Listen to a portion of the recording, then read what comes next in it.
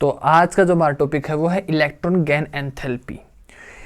ये क्या होता है, एक पीरियोडिक टेबल में कैसे वर्क करता है, किस तरफ जाते हैं तो इंक्रीज होता है, किस तरफ जाते हैं डिक्रीज होता है, वो आज हम समझेंगे। तो सबसे पहले तो हम ये जानते हैं कि जो इलेक्ट्रॉन गेन एंथैल्पी होता है वो क्या होता है एक्चुअली। यहाँ अगर हम एक एटम है, ठीक है, एक एटम मान लेते हैं।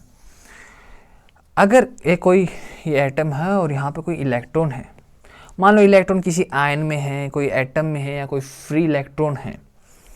मुझे इस इलेक्ट्रॉन को अगर इस सेल में पहुंचाना है, तो इस सेल में अगर ये इलेक्ट्रॉन जाएगा तो जो ये अपने पास सेल है, मान लो ये सेकंड सेल है इस एटम का, तो ये सेल अपनी इस इलेक्ट्रॉन को लेने के लिए कुछ अपनी एनर्जी को रिलीज करेगा, ठीक है ना।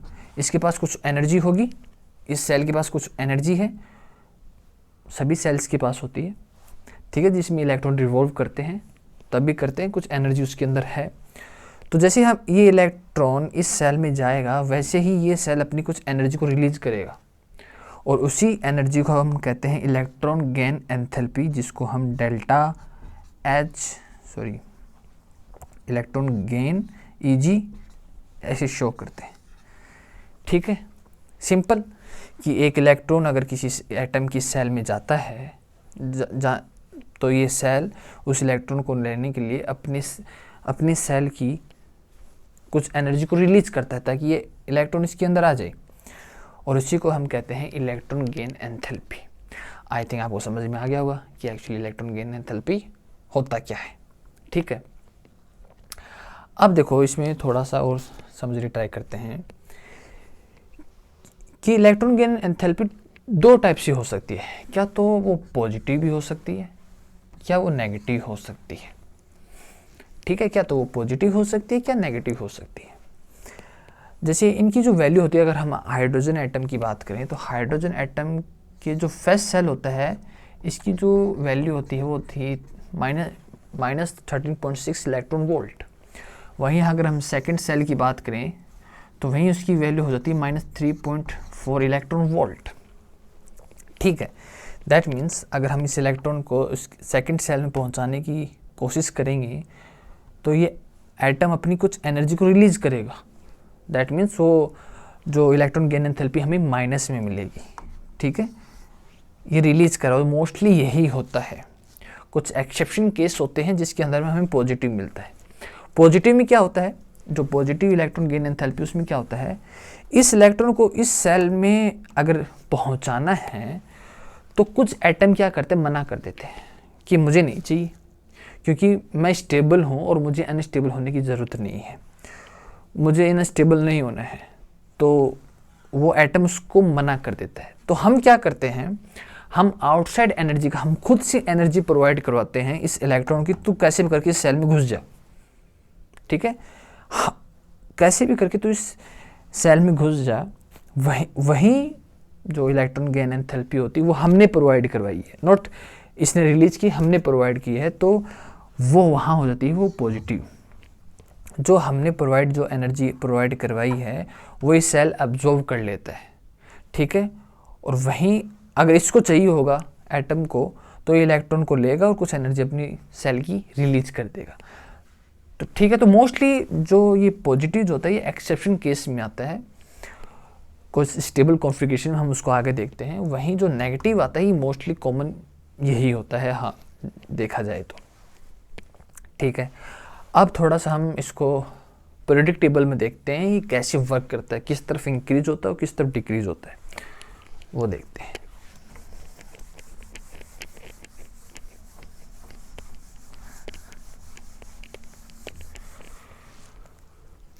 मान लो अपने यहाँ पर अज्यूम कर लेते हैं ये अपने पास एक पीरियोडिक अपनी टेबल है, ठीक है। हम ऊपर से लेफ़्ट टू राइट जा रहे हैं पीरियड में। अब यहाँ पर देखते हैं, हम दो एग्जाम्पल लेते हैं।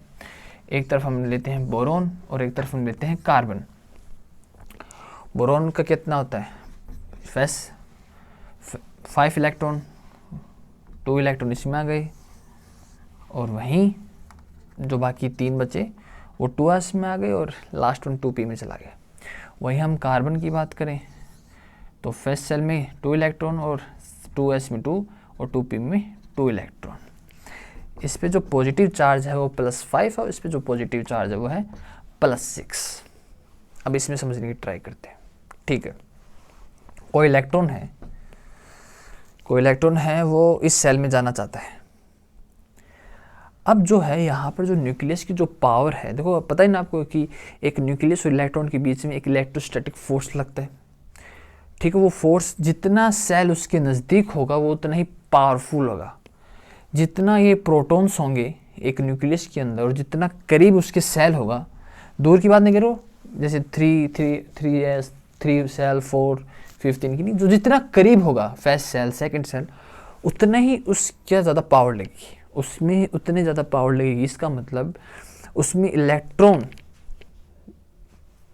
अगर जाएगा तो वो उतनी ही पावर की एनर्जी रिलीज करेगा जितनी उसके जितना उस पर फोर्स लग रहा है, जितना स्ट्रॉन्ग उस पर फोर्स लगेगा वो उतनी ही एनर्जी की वो इलेक्ट्रॉन उतनी एनर्जी रिलीज करेगा। सॉरी, ठीक है। अब इलेक्ट्रॉन चलो इसमें गया, हम एक पीरियोडिक टेबल में देख रहे हैं कि लेफ्ट टू राइट जाएंगे तो क्या होगा। वहीं इसके बाद जो आता है कार्बन, उसमें देखते हैं इन दोनों में कॉमन क्या है। दोनों में 2 ही सेल हैं, 1 और 2। ठीक है, दोनों में जो प्रिंसिपल क्वांटम नंबर है वो वो 2 ही है। मतलब जो ये फोर्स इस सेल पे लगाएगा वही ये न्यूक्लियस सेकंड सेल पे लगाएगा। लेकिन दोनों में फ़र्क क्या है? दोनों में फ़र्क केवल ये है कि इसमें जो न्यूक्लियस में जो पावर है वो है +5 प्रोटॉन्स की। वहीं अगर हम कार्बन में देखें तो उसमें जो न्यूक्लियस में जो पावर है वो है +6 प्रोटॉन्स की। दैट मीन्स इसकी जो कंपैरिजन हम दोनों का करें तो ये ज़्यादा पावर लगाएगा सेकंड सेल पे। ठीक है, ये न्यूक्लियस ज़्यादा पावर लगाएगा इसके कंपैरिजन में सेकंड सेल पे। दैट मीन्स अगर हम इलेक्ट्रॉन इसमें पहुंचाने की कोशिश करेंगे तो ये जो सेल है इसके कंपैरिजन में ज़्यादा एनर्जी को रिलीज करेगा, क्योंकि कंपैरिजन देखो तो इसमें ज़्यादा फोर्स लग रहा है, इलेक्ट्रोस्टैटिक ज़्यादा फोर्स लगा। दैट मीन्स ये ज़्यादा एनर्जी रिलीज करेगा। ठीक है, ऐसे अगर क्योंकि दोनों की जो सेल्स हैं वो इक्वली हैं और फिर डिपेंड किस पे करेगा कि जो प्रोटॉन्स जो न्यूक्लियस जो पावर है वो किसकी ज़्यादा है। इसकी ज़्यादा है तो इसका मतलब ये एनर्जी को ज़्यादा रिलीज करेगा। वैसे ऐसे हम अगर पीरियोडिक टेबल में लेफ़्ट टू राइट जाएंगे तो that means electron gain enthalpy क्या होगी? इंक्रीज होगी। ठीक है, आई थिंक आपको समझ में आ गया होगा। ठीक है, एक्चुअली सब कुछ डिपेंड करता है सेल कि भाई सेल और प्रोटॉन जो न्यूक्लियस की उसकी पावर क्या है। अब वहीं अगर हम एक पीरियोडिक टेबल में ग्रुप में अप टू डाउन जाएं तो उसमें देखते हैं क्या होता है। तो एग्जांपल लेते हैं,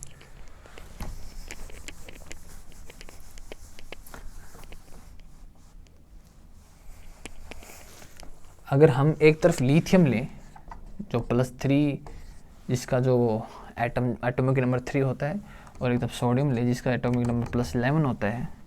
इसके फर्स्ट सेल में 2 इलेक्ट्रॉन 1s में, और जब सेकंड सेल में 2s में 1 इलेक्ट्रॉन। वहीं अगर हम सोडियम की बात करें तो सोडियम के फर्स्ट सेल में 1s में 2, फिर 2s और 2p6। अब इसमें जो लास्ट इलेक्ट्रॉन है वो थर्ड सेल में मूव कर रहा है। जो लास्ट इलेक्ट्रॉन है वो 3s में मूव कर रहा है। ठीक है, इसमें +3 है और इसमें +11 है। अगर आप इन दोनों में देखो तो इसका देखो जो न्यूक्लियस की जो पावर है वो ज़्यादा है इसके कंपैरिजन में। लेकिन इसमें एक बात ध्यान देने वाली बात है कि जो ये पावर लगा रहा है, जो न्यूक्लियस जो पावर लगा रहा है वो केवल सेकंड सेल तक लगा रहा है। और वहीं अगर हम इसकी बात करें तो इसको थर्ड सेल तक वो पावर लगानी पड़ रही है। वो थर्ड सेल तक उसका जो फोर्स है वो लगाना पड़ रहा है उस इलेक्ट्रॉन को अपने कब्जे में रखने के लिए। इसका मतलब अगर हम इलेक्ट्रॉन को अगर इसके अंदर डालने की कोशिश करें और एक इसके अंदर डालने की कोशिश करें तो देखो ये जो दूरी है ये ज़्यादा है, जो इलेक्ट्रोस्टैटिक फोर्स है वो ज़्यादा लग रहा है। वहीं अगर हम इसकी बात करें तो ये बहुत नज़दीक है। इसका मतलब एनर्जी ज़्यादा रिलीज कौन करेगा, ये वाला, क्योंकि जो इसका सेल है वो न्यूक्लियस के बहुत नज़दीक है। और जितना न्यूक्लियस के जितना मतलब नज़दीक जितना सेल होगा उतनी ज़्यादा इलेक्ट्रोस्टैटिक फोर्स लगेगा। दैट मीन्स ये एनर्जी को, इसमें ज़्यादा एनर्जी रिलीज होगी कंपेरिजन टू इसके नज़र ए कंपैरिजन में। तो इसका मतलब पीरियोडिक टेबल में अगर हम अप टू डाउन आएंगे तो जो इलेक्ट्रॉन गेन एंथैल्पी है वो डिक्रीज होगी। ठीक है, इस लेफ्ट टू राइट जाएंगे तो इंक्रीज होगी और अप टू डाउन आएंगे तो डिक्रीज होगी। अब इसके अंदर कुछ एक्सेप्शन है, वो भी हम देख लेते हैं। ठीक है, जो हमने शुरू में बात की थी, जो इलेक्ट्रॉन गेन एंथैल्पी क्या तो पॉजिटिव होती है क्या नेगेटिव होती है, तो वो अब पॉजिटिव क्यों होती है हम उसको समझने की ट्राई करते हैं। जैसे हीलियम है, हीलियम में 2 इलेक्ट्रॉन होते हैं, तो इसकी फर्स्ट सेल में ही दोनों इलेक्ट्रॉन आ जाएंगे 1s में। ठीक है, इसका मतलब ये बहुत ज़्यादा स्टेबल है, ना तो इसको इलेक्ट्रॉन की रिक्वायरमेंट है और ना ही इसको पास ज़्यादा इलेक्ट्रॉन है जो कहीं पे दे सके। दैट मीन्स ये काफ़ी स्टेबल है, मतलब ये नोबल गैस है। ठीक है, अब अगर हम इसको इलेक्ट्रॉन देने की ट्राई करें, इलेक्ट्रॉन गेन करवाने की ट्राई करें, तो ये साफ साफ मना कर देगा कि मुझे इसकी कोई ज़रूरत नहीं है। सही बात है, ज़रूरत पड़ेगी भी क्यों, क्योंकि ये स्टेबल इसका कॉन्फ़िगरेशन है। अब ऐसे थोड़ी कि हाँ इसको इलेक्ट्रॉन या ले कि अनस्टेबल हो जाएगा, कोई भी अनस्टेबल नहीं होना चाहिए चाहता है इस अपनी लाइफ के अंदर, तो ये एटम इसको मना कर देगा। ठीक है, तो इसका मतलब तो ये सेल तो अपनी एनर्जी रिलीज करेगा नहीं। तो अगर हम अपनी आउटसाइड एनर्जी ऐड करके इस इलेक्ट्रॉन को इसमें ऐड करते हैं तो ये जो अपने पास, तो इसका मतलब हम एनर्जी को दे रहे हैं, तो ये हो जाएगा पॉजिटिव में, रिलीज नहीं हो रही है, हम दे रहे हैं, तो इलेक्ट्रॉन ले तो लेगा। और एक बात है, एक एटम में बात होती है भाई, सेल है, एक सेल की एनर्जी जितनी कम होती है वो उतना ही ज़्यादा स्टेबल होता है। लेकिन यहाँ हम क्या कर रहे हैं, हम इसको एनर्जी प्रोवाइड करवा रहे हैं, इसको अब इलेक्ट्रॉन को देने के चक्कर में हम इसको एनर्जी प्रोवाइड कर रहे हैं। तो ये क्या हो जाएगा, इस सेल की एनर्जी कम होने की बजाय बढ़ जाएगी, और बढ़ जाएगी तो ये क्या होगा, अनस्टेबल हो जाएगा। तो ऐसे काफ़ी एक्सेप्शन हैं, जैसे जिसका मोर स्टेबल कॉन्फ़िगरेशन होता है वो नहीं लेता है कोई भी इलेक्ट्रॉन को। ठीक है, उनकी जो इलेक्ट्रॉन गेन एंथैल्पी होती है वो होती है पॉजिटिव के अंदर, मतलब हमें एनर्जी प्रोवाइड करवानी पड़ती है, ना कि ये खुद रिलीज करता है इलेक्ट्रॉन लेने के लिए। ऐसे अगर आप एक और एग्जांपल देखो, जैसे नियोन। ठीक है, ये भी एक नोबल गैस का ही है, जो हर एटम इस यूनिवर्स में चाहता है कि हम कैसे न कैसे करके जो नोबल गैस का जो कॉन्फ़िगरेशन होता है, जो 18 ग्रुप में आता है, उनका जो कॉन्फ़िगरेशन है वो हम एक्वायर कर ले। ठीक है, तभी इनका इलेक्ट्रॉन का लेना देना चलता रहता है।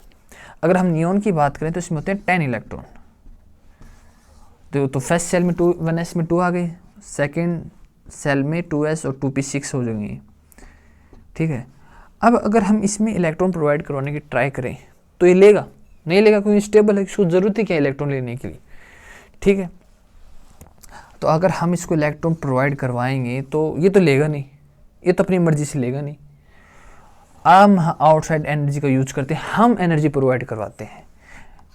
ठीक है, हम एनर्जी प्रोवाइड करें तो ये एनर्जी पॉजिटिव हो जाएगी। इस एनर्जी को ये अब्जॉर्व कर लेगा, जैसे ही अब्जॉर्व करेगा ये अनस्टेबल हो जाएगा, क्योंकि उसके पास एनर्जी काफ़ी ज़्यादा हो जाएगी, ये अनस्टेबल हो जाएगा। ठीक है, दैट मीन्स अगर स्टेबल कॉन्फ़िगरेशन है किसी एटम का तो उसके अंदर वो इलेक्ट्रॉन नहीं लेगा। दैट मीन्स वहाँ जो इलेक्ट्रॉन गेन एंथैल्पी होगी वो होगी पॉजिटिव, जो हमें प्रोवाइड करवानी पड़ रही है वो होगी पॉजिटिव। अगर स्टेबल कॉन्फ़िगरेशन नहीं है तो वो एटम ट्राई करेगा कुछ इलेक्ट्रॉन्स लेके मैं स्टेबल हो जाऊँ, तो वो अपने सेल की कुछ एनर्जी को रिलीज करेगा ताकि वो इलेक्ट्रॉन अंदर आ सके। जहाँ वो रिलीज करेगा तो जो इलेक्ट्रॉन गेन एंथैल्पी होगी वो नेगेटिव हो जाएगी। दैट मीन्स जो भी जितने भी स्टेबल कॉन्फ़िगरेशन आते हैं वहाँ पर पॉजिटिव आ जाता है, जो एक एक्सेप्शन की तरह काम वर्क करता है। वहीं जो स्टेबल कॉन्फ़िगरेशन नहीं है वहाँ वो एनर्जी को रिलीज करेगा। दैट मीन्स अगर हम पॉजिटिव लें तो वो सेल एनर्जी को अब्जॉर्ब करेगा, वहीं अगर हम नेगेटिव लें तो वो एनर्जी को रिलीज करेगा। ठीक है, लेकिन मोस्टली ये होता है, ये तो बहुत कम होते हैं, मतलब स्टेबल कॉन्फ़िगरेशन पे टिक जाती है सारी बात लास्ट में आके। तो आई थिंक आपको समझ में आ गया होगा कि इलेक्ट्रॉन गेन एंथैल्पी एक्चुअली होती क्या है, एक पीरियोडिक टेबल में कैसे वर्क करती है, इसकी जो एक्सेप्शन है वो क्या होते हैं, और ये क्यों एनर्जी लेता है और क्यों एनर्जी रिलीज करता है, और क्यों इलेक्ट्रॉन को नहीं लेता अपने अंदर। तो आई थिंक आपको सबको घुमा फिरा के समझ में आ गया होगा। तो इसके बाद जो नेक्स्ट टॉपिक है वो अपना इलेक्ट्रोनेगेटिविटी है, उसको हम अब समझने की ट्राई करते हैं।